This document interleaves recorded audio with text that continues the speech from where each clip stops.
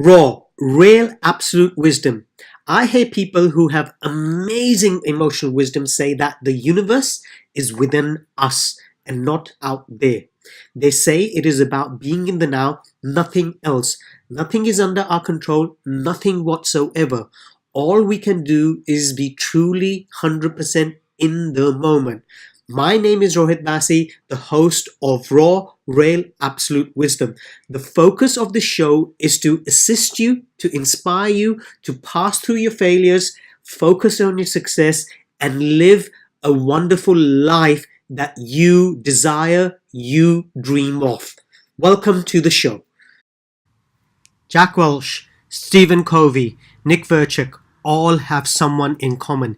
This one person is simply amazing. She has conducted over 5,000 interviews. She has a twinkle in her eyes. Her smile says, "How are you doing?" And she shines bright. Her name is Freda. She is from Malaysia, Kuala Lumpur.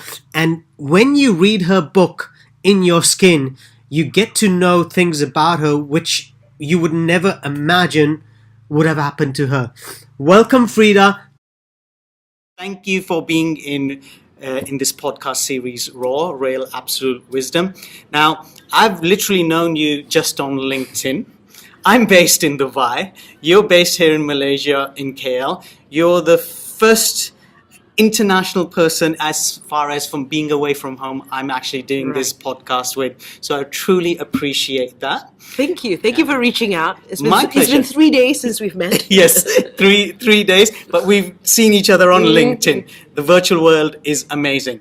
Now, before we begin, for the record, your full name for our listeners, for our viewers. All right. It's Freda Liu, and I know you want to ask because you're worried you'll butcher my name. Absolutely, that's the reason. I'm terrible at pronunciation, so that's the reason I did that. Well done. I know the tricks. Okay, now tell me something. Where does this name drive from? Oh, I don't know. My parents gave me this name, and I asked them, where did it come from? They have no idea. But I was just looking through history. Apparently, that week in the British charts, there was this song that came out by Freda Payne. Okay. So I'm just wondering, maybe something they were listening to the radio and said, "Oh, it's a nice name," but they don't know where they got the name from. They just said, "Hey, just name her Freda." Yeah. Okay. Now, we'll get to what you do at the moment because you do something very interesting, which I personally find very interesting. Have not a great idea of what it is, but I hear. So we'll reveal it to the listeners in a while.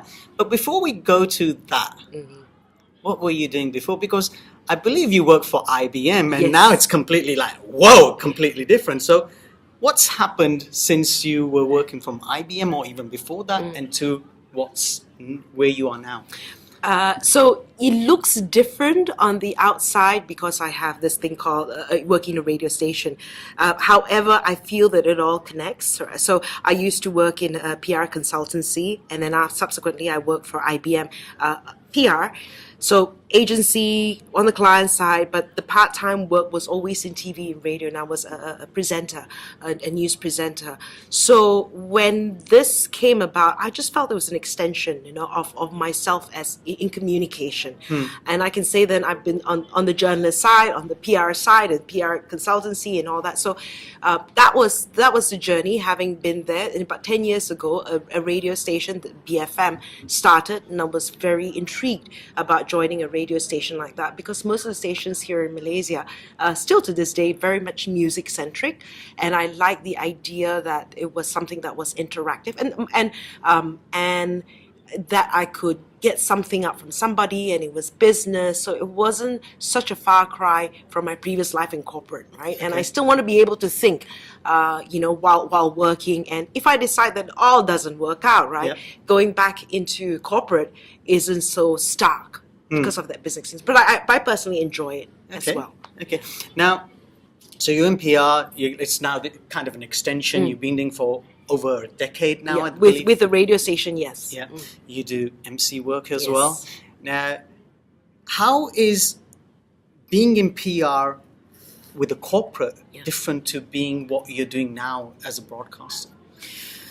Oh, it is completely different. I mean, when we talk about in PR, it is helping to find the stories. When you're working PR, it's about identifying the stories. And I find that when I'm doing my interviewing, you do that as well, right? You're trying to find a story when they Yes. come on air, and sometimes they'll give you these things like, "Where's the story?" So you're able to then elicit that, and now it's. I guess you're not paid for the story anymore, right? But it is still about this ability or the skill to find the story behind the brand, the story behind the person. It's still about that. I've always been, as much as possible, try to be neutral. And even when I was working in PR and the PR said, we want to develop a story or get a story, if there is no story, there is no story, right? And yes, we have to work at getting that story, Yep. but understanding that. So yes, I can see that it is, you're sitting on different sides, but it's still the ability to get the narrative behind everything. Yeah. Now, I look at your LinkedIn profile, and the first thing I see is content creator. How come a content creator? Okay, so I believe that when I talk about content creator, it's whether I write, it's whether I post things on LinkedIn, it's whether I come out on videos, and whether when someone can work with me, then it's the ability then to create content. Whether I'm doing an MC work, it's about that at the end of the day, and I believe that's the future as well. So sometimes by putting ourselves in boxes, we then limit ourselves to what we're doing. Yep. Of course, I'm still working in BFM, presenting and producing and all that, but that's creating content, Yes. right? So then, and I think it's beyond radio that I'm doing it, right? So there are other things, there are other elements of my life that I'm doing, writing books, that's creating content, Yes. right? So it just opens up the world to the possibilities. It opens up your thinking to the possibilities rather than putting yourself in a box, right? A very simple example of even working at the radio station that I'm at the moment, we've always called ourselves BFM Media. And being on radio alone, you can't just depend on spot ads anymore, Yep. right? It's already extended into digital. It's also extended into events. It's gone into other things as well. And this is content that we're creating. So not limiting ourselves to just one thing, and that's how you evolve, right? And opening up your own. When I put these words out there, I'm opening myself to more possibilities, right? Who knows what the medium's going to be in the future? Absolutely. Right. So here's the thing: content creator, obviously with the broadcasting side of things, and you're doing the books as well. We'll come to the books in a while. Social media has a great influence nowadays. You've got Instagram, Facebook, Snapchat, LinkedIn, and there's so many of them out there. These are like the popular ones which we're talking about. How do you relate your content to all of these different medias? What do you do? How do you go about it? So I make it very personal to me, right? So you understand that LinkedIn is very professional, Yep. right? So then you share things that are very professional in the sense, what are you doing as a speaker, as a moderator, as an MC, that connection. So that's that platform. Facebook, I guess, is also evolved in a certain way, but I've got two Facebook profiles, right? Okay. So one which is very work related, right? So that's that. There's that. I've got my own page. Then there's Facebook where there are people I know, right? So and my rule of thumb is that at least I've met you once, right? Okay. Then I can consider you a friend, right? Yes. So I wouldn't add anybody on it. But that's also kind of personal, whatever my thoughts are. I don't want to try to censor myself too much, right? And then Instagram is the fun stuff, right? Yep.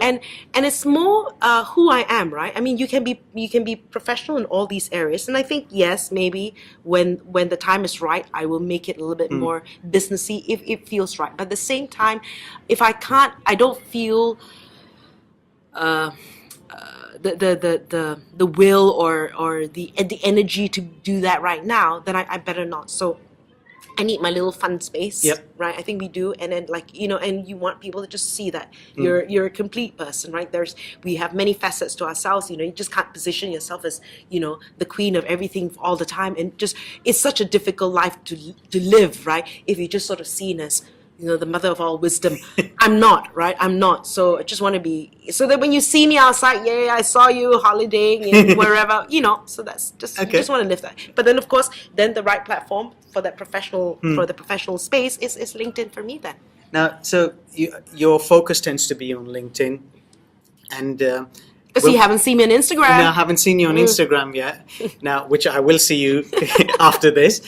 Question is, nowadays you have a lot of influencers out there. You know, everyone claims they are influencers. Right. They do it by buying followers. I don't know how they do it, but everyone claims they're...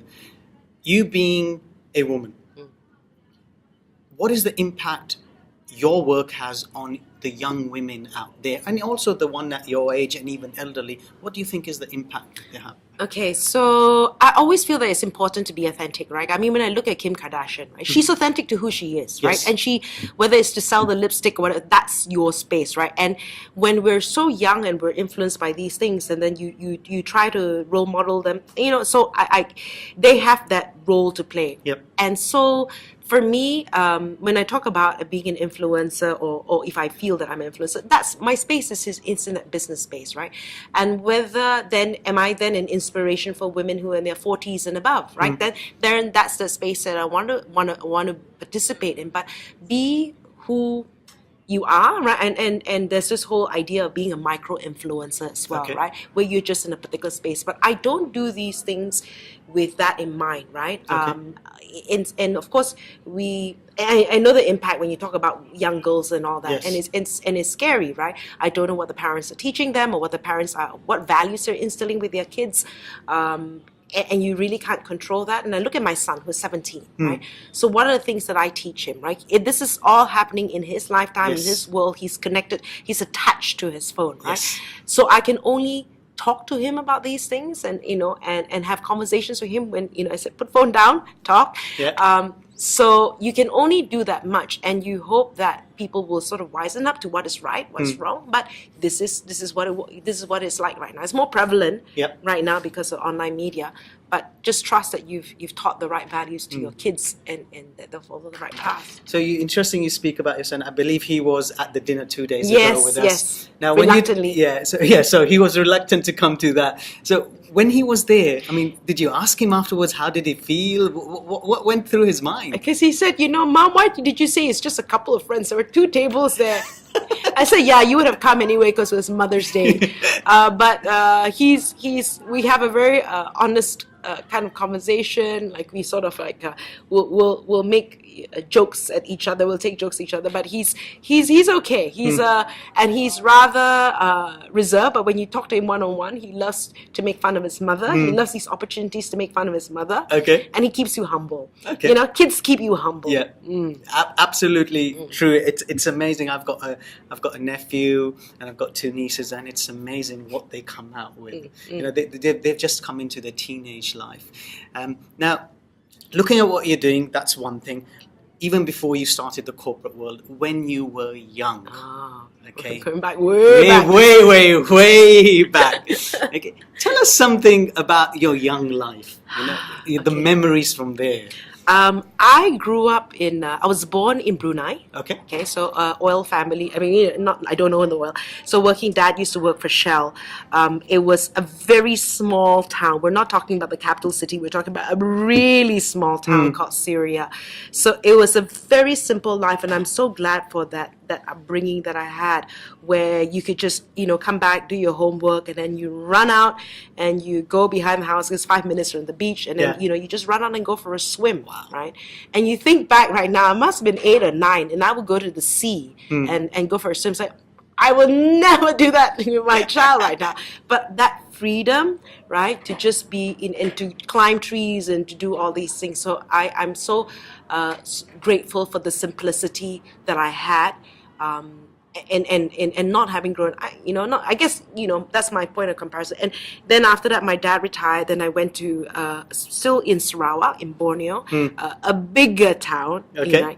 And then working as a receptionist at Kuching Hilton, which I'm very proud of, before I came out to KL to further my studies, and then going over to Australia, right? And then finally deciding to settle in Kuala Lumpur to work.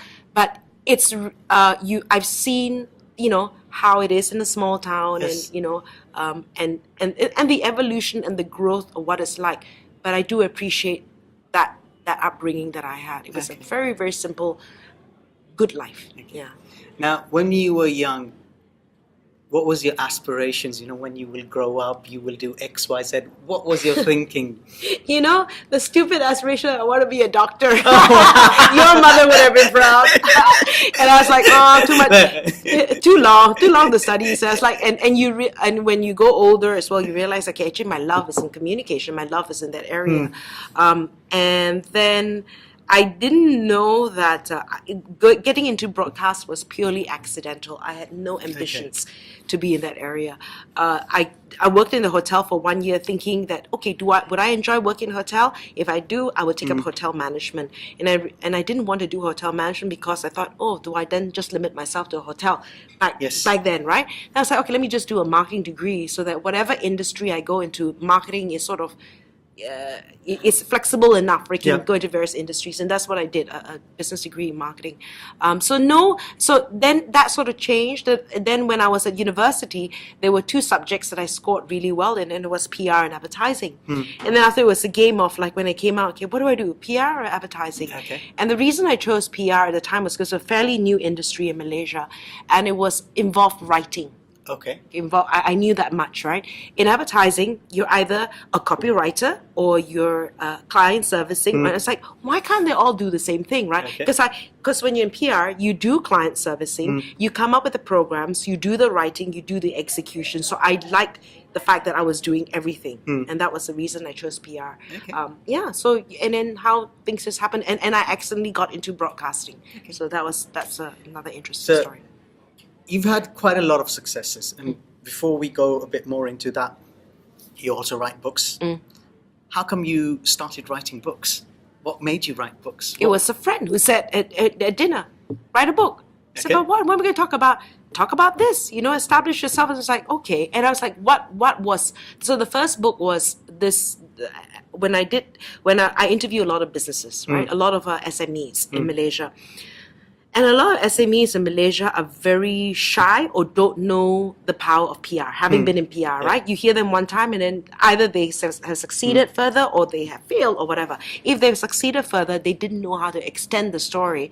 And we like to hear more Malaysian stories. So if you think about this book would have come 6-7 years ago. I think Malaysians have improved a lot more. And you think about platforms like Kickstarter, right? Who says, this is our prototype. This product is fantastic. Give me your money. Right? And we will come up with a product. And we are willing to give our money for a product that's not available yet. And that is marketing. Wow. Right? And we don't know how to do that here. And you look at the education system that the West would have, whether it's the UK, Australia, or the US, right? Where you learn show and tell. You learn these things. You learn how to present all that. We've never had that, right? So we're generally a little bit more inward, a little bit more shy. I was like, we need to go out there and talk about the fantastic Malaysian companies that we have. So that's why in the first book, I featured Grab when it was still called My Taxi. Right, and how it's evolved to what it is then, right? And they are one company that's done a great job in building their brand. Very true. Yeah, absolutely true. So that was the first book. Then you wrote 3 more books, was it? 4 more books. 4 more books. So the second book was a tie-up with an interviewee and a friend who is a property lawyer, but he's also got various businesses. And we said, and it was because I wanted to get into business. And it was a business that I knew was wrong from the get-go. I knew it was wrong from the get-go. I just needed him to ask me those questions that made me think clearly. And I was like, I knew it was wrong. But I was like, my goodness, it's like falling in love, It's like an idiot. He's an idiot, but you're not thinking sensibly, right? So I needed him to, it's like, okay, so then we said, let's look at, business ideas and how the male would look at it and the female perspective, right? So we came at this book called Shake and Spear Your Business. That was the second book. The third book was a biography of this guy called Raymond Chew. Raymond Chew brought the concept of point of sales advertising in retail supermarkets in Malaysia. This was close to 30-40 years ago. He passed away and his daughters asked me to write a book about him. So that was the third book. The fourth book was about female entrepreneurs. I chanced upon this book called $1 Million Women, and it was written out in the US where a lot of women-owned businesses never reached the $1 million mark. right? I was like, oh, it's interesting statistics. I wonder what it's like in Malaysia. So FYI, globally, only 30% of businesses are owned by women. In Malaysia, latest statistics, only 20% are owned by women, right? So that's 80% that's not, right? Yeah. So just at 20%.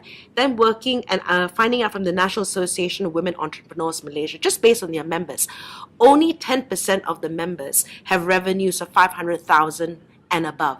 Okay, so we're just talking ringgit. I'm not even talking US dollars. So it's like, wow, that's 90% that don't, right? So I then approach about 15 women who have crossed million ringgit marks in terms of their revenues. And it wasn't so much, I want to know what was the thinking. How was their thinking different? So although it was positioned at women, I think it will apply to everybody, right? It was the mindset, right? Hence the book called Bursting Fixed Mindsets, right? Okay. And what was the thinking that got them, that got their business, to the next level. Okay. So that was the fourth book. The final book that I wrote just recently is called In Your Skin. And it's a little bit more personal.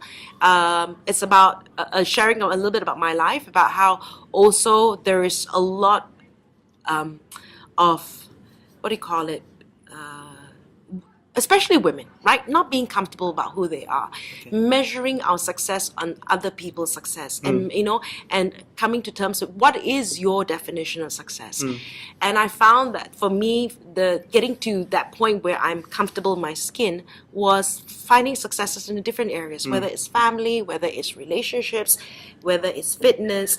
These are the things that help me get to where I'm comfortable in my skin, right? And so because I think it's so important that sometimes, even though you're very successful in your career and you look back and you find that your son doesn't know you, is that success, right? So I wanted to address some of these things when we talk about the wheel of life as well, and then getting to that point where you are comfortable in your skin. And I featured different women there. There was one woman, there's this lady called Heidi Kwa. She's been awarded the Young Leaders Award by the Queen, by Queen Elizabeth, right? And she started at 18 years old, Refuge for the Refugees, where she's just helping out the refugees at 18 years old. And what led her was her spiritual belief. And I wanted to highlight that if spirituality led you to that journey, that's great. And then I feature other people where fitness led them to a certain journey, but getting to the point where you are comfortable at, right? And women are faced with more things like ageism and sizeism, where there's a lot of pressure to look a certain way. Absolutely. And depending which part of the world you are, it never works. You'll never win. Yeah. Right? So just getting to the point where you're comfortable in your skin, celebrate your successes, celebrate who you are. And I wanted to talk about the women who are successful in different areas. Okay. Now, 5 books. Which is your favorite book out of all these 5 books? There's no favorite. I think depending on my level of maturity at this point. Of course, now you look at your Facebook and say, "Oh, I wrote that first book," but it was relevant at that point. And to me, I guess like the last book is the most personal.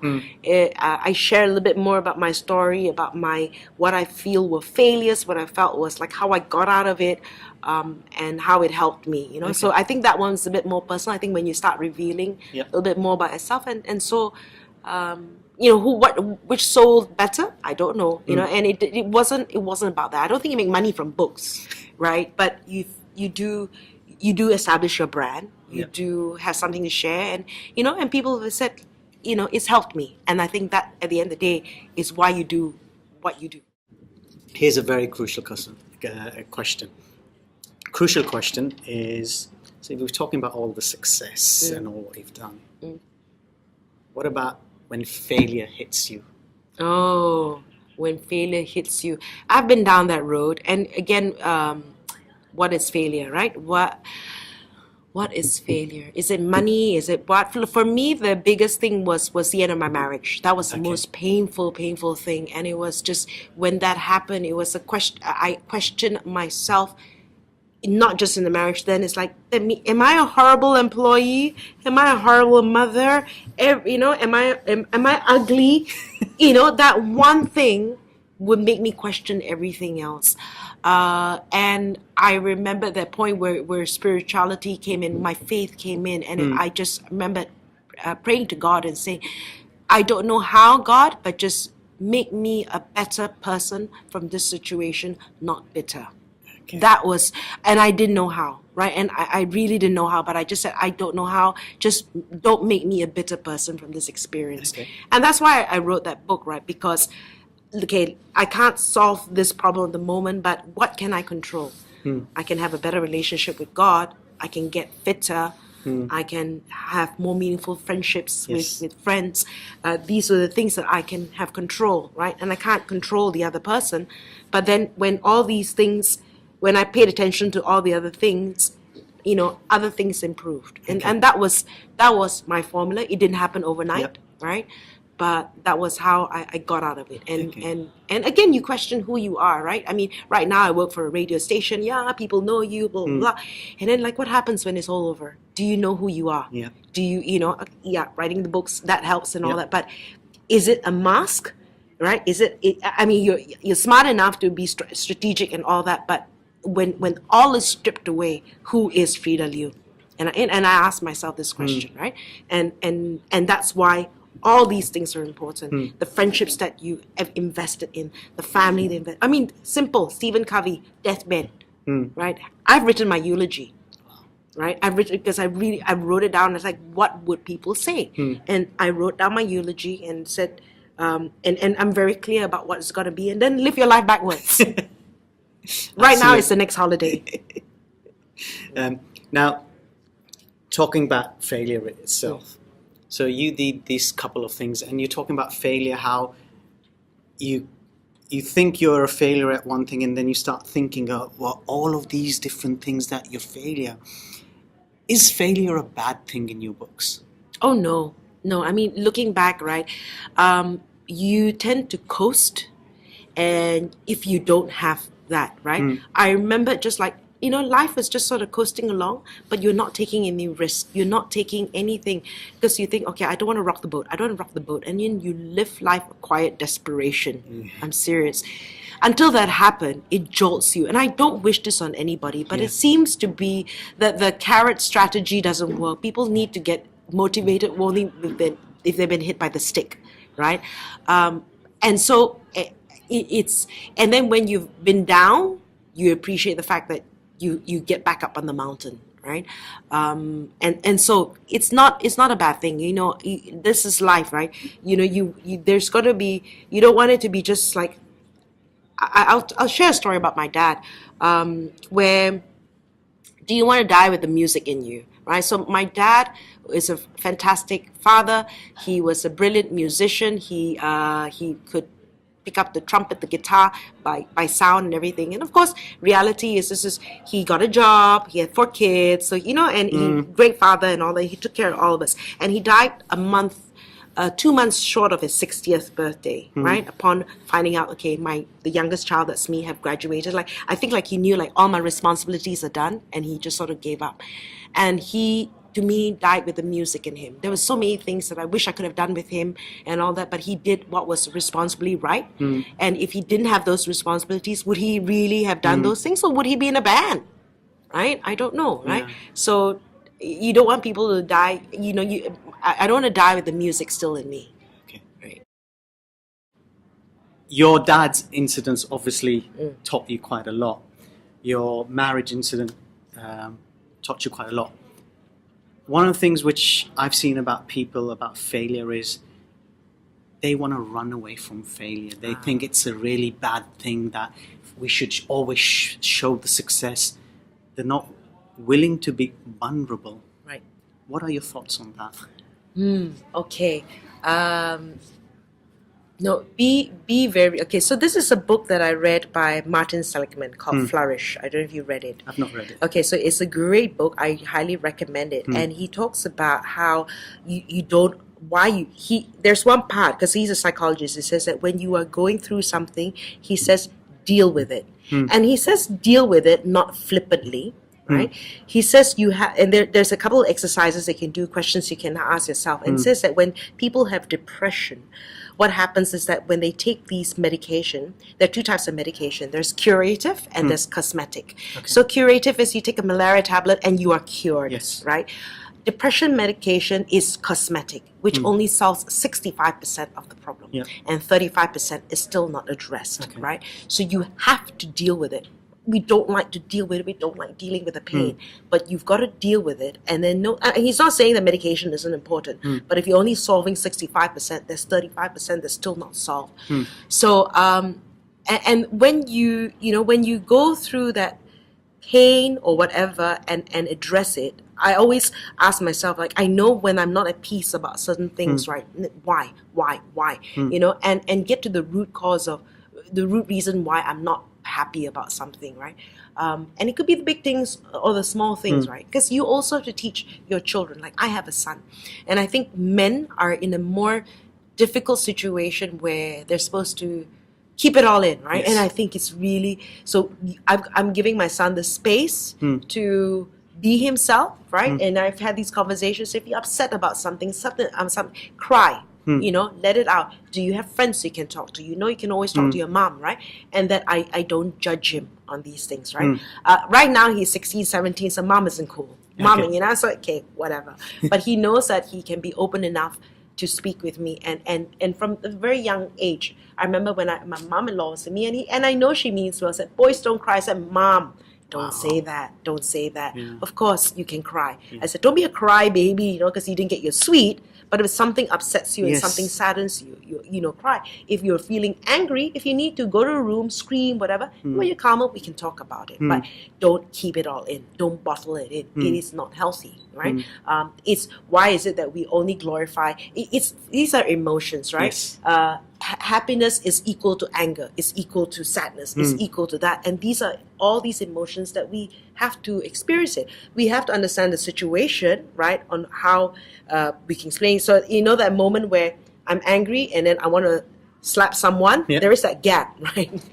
I've learned to widen that gap and go somewhere before I react, right? But I do address the fact that something pisses me off, right?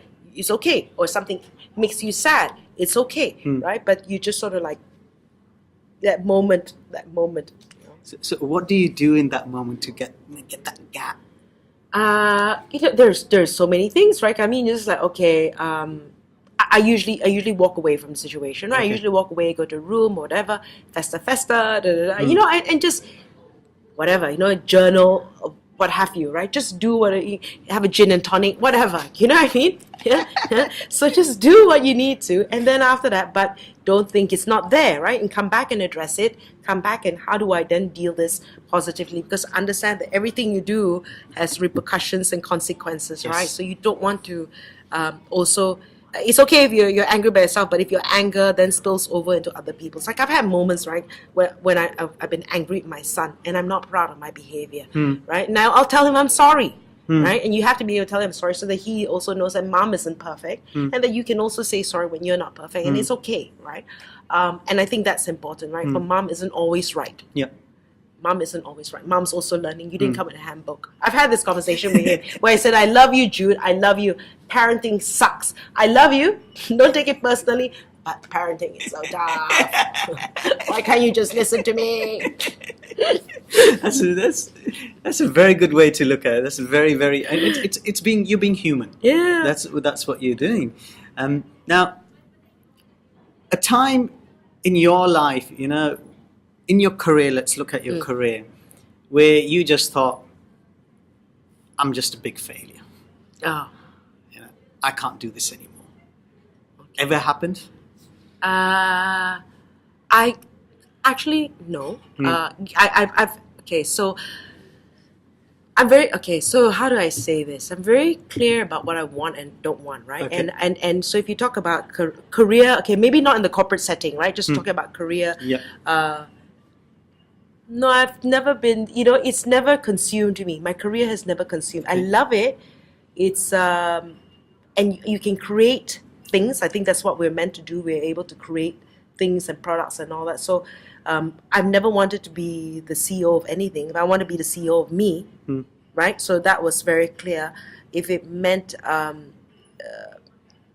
compromising on my values or meaning time away from my son and all that, then I don't want certain things. So I've been very clear about that. So corporate, I've been very blessed to be working with Okay. all these companies. Not really. Okay, Yeah. that's good to learn, because there's a lot of people, they go through their careers and they feel that I can't deal with this, I can't cope with this. Okay, not cool, but it's making that switch, right, from I guess IBM and to BFM, right? It was a very good company, but I didn't feel the last role I had, I moved away from PR and I was doing a marketing role, and like I couldn't hack it. It wasn't even a marketing role. The title was marketing, but I ended up doing other things, and I just didn't enjoy it anymore, right? But if it was, but then when I look back, if I wasn't, and it was such a case that I was looking for certain roles and nothing was available at that moment, right? And I was stuck with this particular role. And if I wasn't pushed in that corner, if I wasn't that miserable in that particular role, nothing against the company, right? Just that particular role. If I wasn't pushed to that corner, would I then have looked at BFM, right? And I think I needed to be pushed to that corner. Then I looked at other options. You say that I was looking at a post, and as you see nowadays, so many posts on social media. It said, "Their obstacles move out of my way," and I was a bit like, interesting, and I responded back and saying, "There are obstacles. Thank you for showing me the way." Right. So it's like you're saying to me that this marketing role was kind of an obstacle, saying that, hey, you're not meant to be over here. You're meant to be somewhere else. Right. And what I'm getting from you is you're saying when you're in a situation which is a tough situation, you need to just take a seat back and say something else is meant to be for you, not this. And it was just I could have continued with that role and it was working with it was a wonderful company, IBM, right? It gets you very comfortable. I was able to work from home. I was able to do all these things. They treated the employees really well, and I was comfortable. But it was like sitting on a nail, right? And and the nail wasn't painful enough. And until it got painful enough, that made me move, right? So you look back and say, wow, no wonder that happened. If that didn't happen, I wouldn't have made the jump, because it didn't make sense to join BFM. Because it was a startup with no track record and was asking me to remove 30% of my salary, right? And it might or might not work. This is an independent radio station when there were all these established radio stations, right? They were part of a giant group of listed companies, and we're just a small little company. If it didn't, everything was saying that this won't work. And yet, right? And because of that, I said, let me take a chance. I mean, I'm really glad I did it, right? But until I was there, so these are the obstacles. Sometimes when I look back and I'm faced with obstacles right now, I said, okay, and that's where faith comes in. Okay, God, what else have you got in store for me? So I don't take these things like there's a reason why it didn't happen. We'll find out why in a couple of years. We'll find out in a couple of months. Right? So that's my attitude to a lot of things. In your time being in broadcasting, you've interviewed quite well-known people. So who are those people? Okay, so I've interviewed Stephen Covey before he passed on. This was over the phone. Yeah. Julian Assange, who was in Malaysia before he went to Sweden and then subsequently got in trouble. So this was years ago. Simon Sinek. Yeah. And Jack Welch. Okay. Nick Vijucic. Okay. Yeah. So Martin Cooper, the inventor of the mobile phone. So heaps of people. Prince Andrew, when he was here in Malaysia. So these are some of the names, and good fun. And from these people, I mean, some of them are, I would say, considered as wise. Right. From one of those people who you interviewed, you felt, wow. Did anyone give you that experience or something which is like, this is something which I really needed in my life? Okay, so I'm going to be answer that sounds politically correct, right? Which is like I learned from everybody I know, right? I learned from everybody I know. But who really touched me was Nick Vijucic, right? So he came to the studio and we're doing this interview. And, you've heard his story. Yes. You've heard. And yet when he says it, you start crying. Yeah. Right? Okay, just the warmth and just that energy or that spirit that he has, right? And then when he finished that interview, he said, and we're off air, and he says, Freda, can I pray for you? And he prayed for me, and the words he said, like, how did you know? How did you know what to say, right? And it's just like, oh, and then I burst out crying again, the kind of thing. But to me, just that the what he emanated, right? And then of course you end up with a hug and all that, and he's just something else. And it's more the person that he was, like, you know, and like I said, if you hear the interview, it's not like anything that you haven't heard before, but just what he represented. And I guess when you look at him and you think, you know, I can't do this, I can't do that, and this is one guy, no arms, no legs.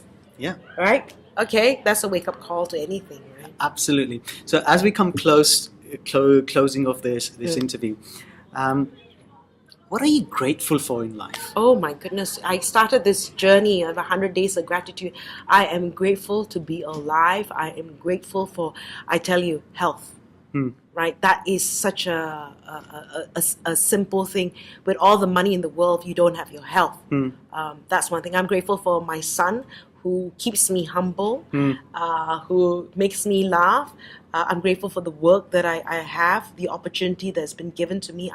There's so many things, and I love being in Malaysia. I love this country and the opportunities it's presented to me. You know, a lot of times I have a lot of people who have migrated, right? When it was a different kind of Malaysia, but I've never felt the need to.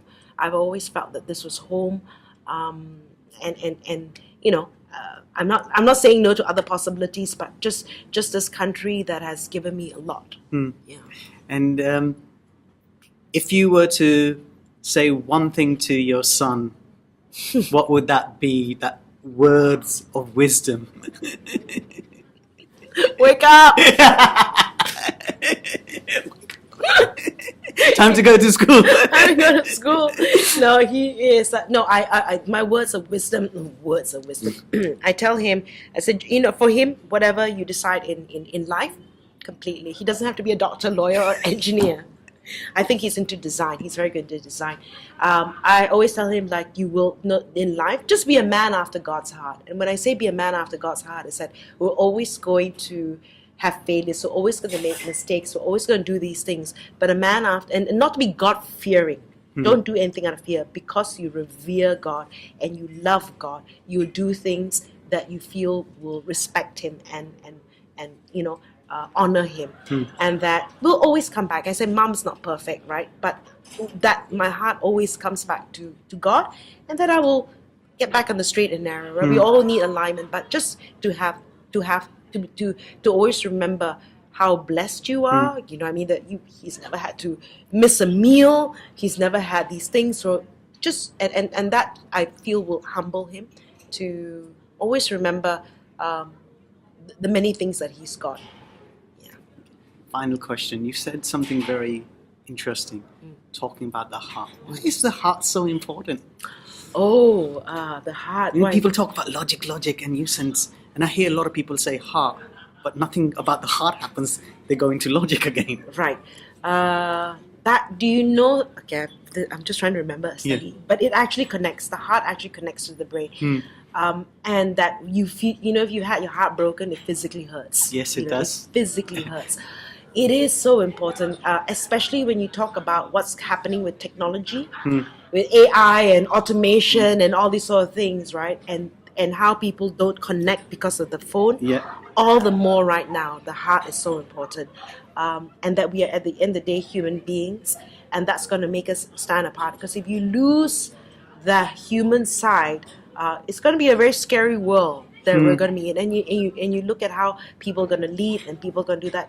You always come back to the heart of things, really, at the end of the day. And that's important. Thank you so much for that warm, wonderful interview. Truly appreciate it. Thank you so much. Thanks, Rohit. It's Thank a you. pleasure. Thank you.